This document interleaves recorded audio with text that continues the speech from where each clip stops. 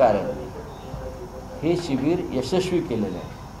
सुधाकर भाऊ बडगुजर असतील, महानगर प्रमुख विलास शिंदे असतील, जिल्हा प्रमुख आमचे सूर्यवंशी असतील आणि असंख्य पदाधिकाऱ्यांनी तन मन धन अर्पून हे शिबिर यशस्वी केले.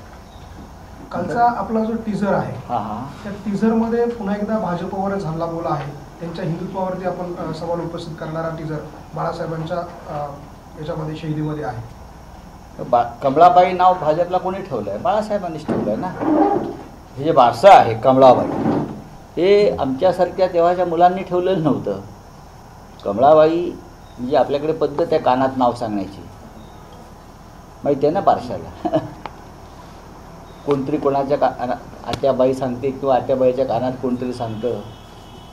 तसं कमळाबाई नाव त्या पद्धतीनंच बाळासाहेबांनी जाहीर सभेत शिवतीर्थाच्या आणि चौपाटीवरच्या म्हटलेलं आहे. हे बाळासाहेब द्रष्टे होते, बाळासाहेब द्रष्टे होते. त्यांनी कमळाबाई हे नाव योग्य ठेवलेलं.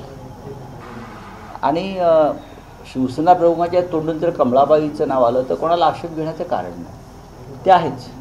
आणि त्यात चुकीचं काय आहे?